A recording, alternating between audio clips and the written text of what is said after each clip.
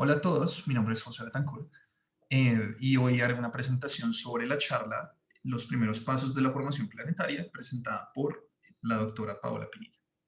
Entonces, primero un poco sobre la presentadora. Fue pues, Paola Pinilla, ella obtuvo su doctorado en física de la Universidad de Leiden. Am, Fue la ganadora de la beca Hubble de la NASA en 2016 y es la única colombiana que ha logrado ese reconocimiento y la utilizó para ir a hacer su postdoctorado en la Universidad de Arizona. Ah, También fue la ganadora del premio Sofía Kovalevskaya del año 2018, con el cual pudo ir a hacer su investigación al Instituto Max Planck de Astronomía en Alemania y es donde se encuentra actualmente. Y se ha enfocado en el estudio de formación temprana de planetas, que es lo que analizaremos en esta charla. Entonces, primero un poco de motivación.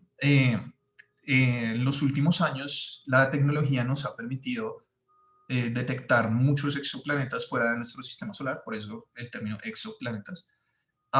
Y lo que se ha observado es que la mayoría de estos se encuentran en un rango entre el tamaño de la Tierra y el tamaño de Neptuno. Vemos que en el sistema solar no tenemos planetas de este tamaño, entonces pues querríamos entender por qué sucede esto y en general por qué se dan la formación de planetas en este rango. Entonces, teniendo esa motivación, veamos sobre qué se trata el estudio específicamente. Bueno, primero que todo, sabemos que eh, en, en general alrededor de las estrellas nacientes tienden a formarse estas estructuras llamadas discos protoplanetarios, que lo que permiten es que se conserve el momento angular que se tenía inicialmente en la nube de gas una vez la estrella se ha formado. Estos tienen a ser relativamente grandes, entre 100 y 1000 unidades astronómicas, y pues son más que todos compuestos por gas en un 99% y polvo en 1%. Y es aquí, en esta estructura, donde se van a analizar los procesos que llevarían a la formación de planetas. Entonces, en general, lo que vamos a tener es que en estos discos hay objetos de un gran rango de tamaños. Entonces, tenemos desde una micra hasta miles de kilómetros, como serían los planetas que podemos observar en nuestro sistema solar. Entonces, lo que va a suceder es que para este rango de tamaños pequeños vamos a tener los procesos microfísicos son los que van a predominar en las interacciones entre los objetos, mientras que en un rango más grande de los objetos más grandes, los procesos gravitacionales son los que van a predominar, que es lo que observamos en nuestro sistema solar ahora. Lo que vamos a analizar, o lo que analizó Paola en su charla, es más que todo los procesos microfísicos y cómo surgen estructuras a partir de estos. Entonces, lo que podemos analizar es que los procesos microfísicos más importantes que suceden dentro del disco, en general los que se estudian más comúnmente son estos cuatro, que son mezclas turbulentas, un movimiento hacia el centro planar del disco, un movimiento hacia el centro de la estrella, hacia el centro del disco, que sería la estrella, y las colisiones. Entonces, las colisiones nos van a importar mucho porque en estas lo que va a suceder es que tenemos objetos interactuando y podemos tener una ganancia o una pérdida de masa dependiendo de los regímenes donde estemos. Entonces, tenemos estos distintos tipos de colisiones. Por ejemplo, el sticking, donde se quedan quietos, donde se quedan pegados, perdón. Bouncing, donde rebotan. Una transferencia de masa del objeto pequeño al objeto grande. Una erosión debido a que el objeto pequeño le quita masa al objeto grande. O una fragmentación donde ambos pierden masa. Y lo que se tiene es que tenemos este mapa donde nos permite ver en qué regímenes tienden a ser más comunes estos procesos. En general, los procesos verdes son donde tenemos una ganancia neta de masa, a amarillo no se tiene cambio de masa, y en rojo tenemos pérdida neta de masa. Entonces, algo importante aquí es que si tenemos objetos en las regiones rojas, las colisiones van a hacer que se pierda masa en neto. Y esto va a ser importante para entender las barreras que se tienen a la formación planetaria más adelante.